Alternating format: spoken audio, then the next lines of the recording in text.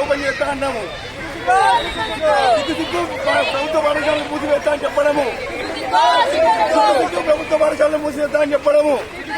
డిఓలను నియమించాలి, దగ్గర డిఓలను ప్రభుత్వ పాఠశాల బలపరచాలి, ప్రభుత్వ పాఠశాలను బలపరచాలి.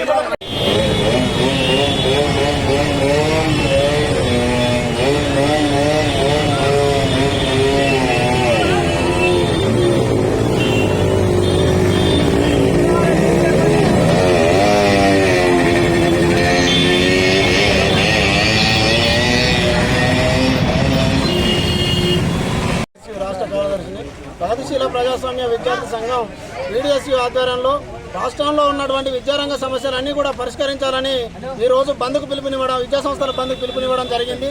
ఈ సందర్భంగా రాష్ట్ర ప్రభుత్వానికి వీడిఎస్యుగా మేము తెలియజేసేది ఏంటంటే, తెలంగాణ రాష్ట్రంలో కాంగ్రెస్ పరిపాలన ఏర్పడి 3 సంవత్సరాలు కావస్తున్నా నేటికి ఒక విద్యాశాఖ మంత్రిని కేటాయించకపోవడం సిగ్గుచేటు.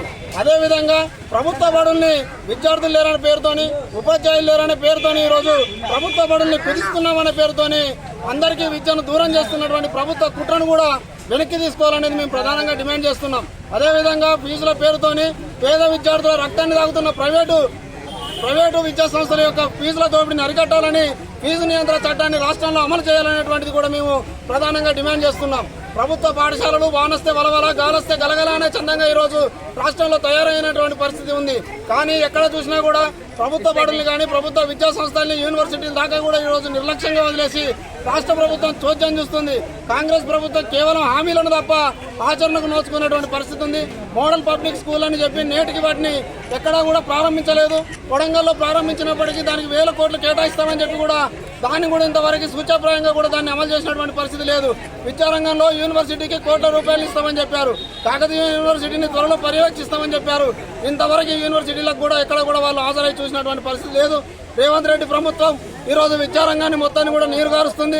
కార్పొరేట్, ప్రైవేట్ అనుకూల నిర్ణయాలను తీసుకొని ప్రభుత్వ విద్యా సంస్థను ఈరోజు పొందబెట్టే ప్రయత్నం చేస్తుంది. దీన్ని ప్రధానంగా మేము వ్యతిరేకిస్తున్నాం. అందులో భాగంగానే ఈరోజు బంద్కు పిలుపునివ్వడం జరిగింది. ఈ బంద్ను విద్యా సంఘాలని డిమాండ్ చేస్తున్నాం. విద్యార్థి సంఘంగా బంద్ నిర్వహించడం జరుగుతుంది. దీనికి ముఖ్య ఉద్దేశం, రేవంత్ రెడ్డి ప్రభుత్వం వచ్చాక గత సంవత్సరం 20 పిల్లలున్నా కూడా పాఠశాలని మేము మళ్ళీ తిరిగి ప్రారంభిస్తాము, పాఠశాలను బలపరుస్తాము, ప్రభుత్వ రంగాన్ని బలపరుస్తాము, విద్యారంగానికి 20% నిధులు కేటాయిస్తామని అనేక మాటలు చెప్పి ఈ రోజు 27,000 ఉన్న పాఠశాలని 4,000 కుదిస్తా అని చెప్తున్నాడు.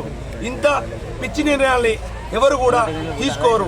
ఈయన ఎట్లయినా విద్యారంగాన్ని డబ్బులు సంపాదించుకునే ఆలోచనతో ఇలా నిర్ణయాలు చేస్తున్నాడు. తక్షణ రేవంత్ రెడ్డి తన అభిప్రాయాన్ని మార్చుకొని 27,000 పాఠశాలని యథాతథంగా కొనసాగించాలి. అలానే ఈరోజు రాష్ట్ర వ్యాప్తంగా అనేక చోట్ల ఎంఈఓలు, డిఈఓలు, రెగ్యులర్ డిఈఓలు కాకుండా ఇన్ఛార్జ్ డిఈఓలు ఉన్నారు.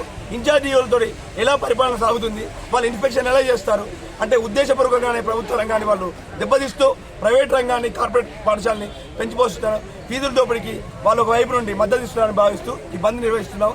ఈ బంద్కి అందరూ కూడా మద్దతు ఇవ్వాలని మేము కోరుకుంటున్నాం.